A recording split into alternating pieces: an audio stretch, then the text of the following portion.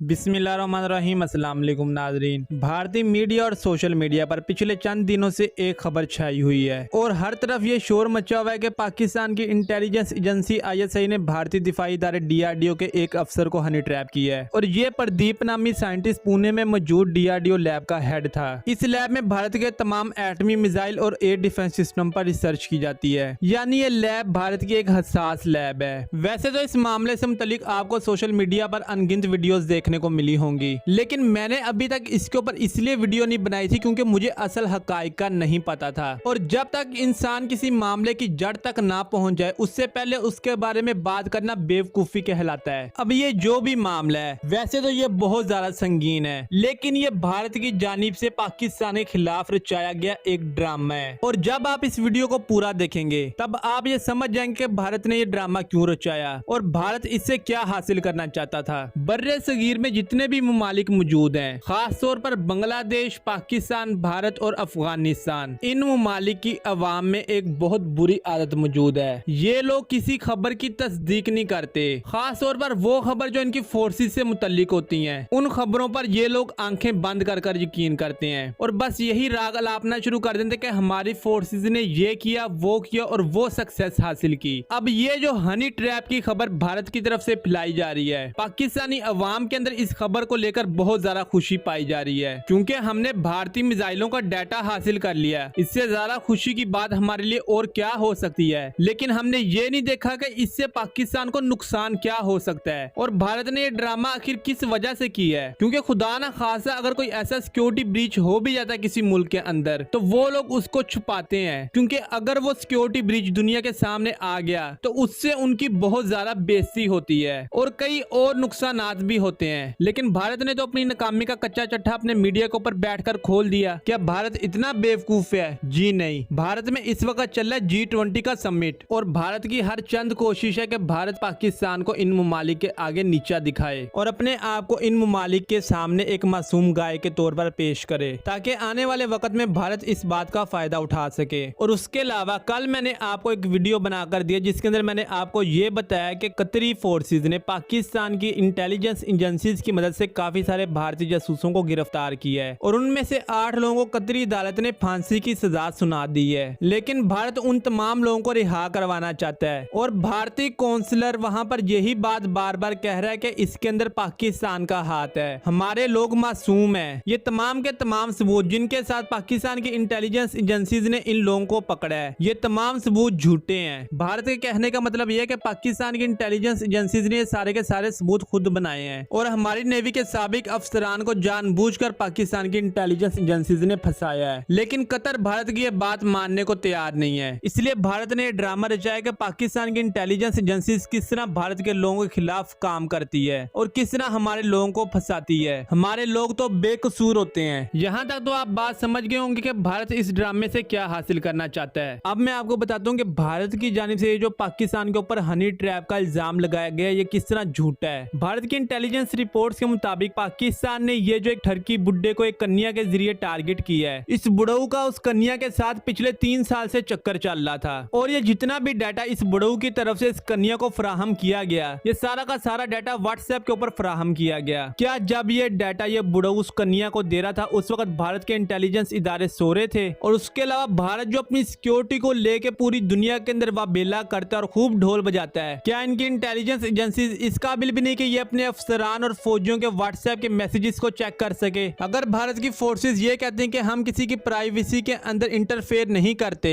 तो ये बात तो बिल्कुल झूठ है, क्योंकि जहां पर दिफा की बात आ जाती है वहां पर प्राइवेसी जैसी चीजों को नहीं देखा जाता। और अगर भारत की फोर्सेस और इंटेलिजेंस एजेंसीज किसी की पर्सनल लाइफ के अंदर इंटरफेयर नहीं करती तो अब किस तरह इस बुढ़ऊ को पकड़ा है इन्होंने? ये बात ये लोग साबित नहीं कर सकते। इससे पहले भी इन्होंने ब्रह्मोस मिसाइल को लेकर बहुत ज्यादा शोर मचाया और इन्होंने पाकिस्तान की इंटेलिजेंस एजेंसीज के ऊपर इल्जाम लगाया कि ISI ने निशांत अग्रवाल नामी एक इंजीनियर को खरीद लिया है और वो इंजीनियर ब्रह्मोस मिसाइल के प्रोजेक्ट का हेड है। बाद में इन लोगों ने उसके घर के ऊपर रेड भी की और पता नहीं कौन कौन से सबूत इन लोगों ने इकट्ठा किया और उसको अरेस्ट कर लिया। लेकिन उस वक्त इसको इनकी हाई कोर्ट ने बेल दे दी है और ये कहा है कि भारत की सिक्योरिटी फोर्सेज ने जो सबूत इसके खिलाफ हमें जमा करवाए हैं उससे तो कहीं पर भी ये साबित नहीं होता कि इस बंदे ने जासूसी की है और भारत का हसास डाटा पाकिस्तान को फराहम किया है। और ये भारत भारत की हाई कोर्ट का बयान सिर्फ एक दिखावा है। भारत की इंटेलिजेंस एजेंसीज ने खुद इस इंजीनियर के साथ मिलकर यह ड्रामा रचाया था और जो कुछ भारत ने इस ड्रामे से हासिल करना था, जब वो भारत को हासिल हो गया तब भारत ने उस इंजीनियर की बेल करवा दी। तो ये ड्रामे आपको आए दिन भारत के अंदर देखने को मिलेंगे, क्योंकि एक तो भारत के अंदर इलेक्शन आ रहा है और मोदी पाकिस्तान के ऊपर हमला किए बगैर ये इलेक्शन जीत नहीं सकता। तो इसलिए पाकिस्तान के खिलाफ इस वक्त भारतीय जनता के अंदर एक माहौल बनाया जा रहा है। दूसरा, भारत अपने जासूसों को कतर से छुड़वाना चाहता है और इसलिए भारत ये सारी की सारी ड्रामेबाजी कर रहा है और ऐसी ड्रामेबाजियां आने वाले वक्त में भी भारत करता रहेगा। आप पाकिस्तान की इंटेलिजेंस एजेंसीज के बारे में ये बात जान लें कि ये लोग जो भी ऑपरेशन करते हैं उसकी किसी को कानो कान खबर भी नहीं होती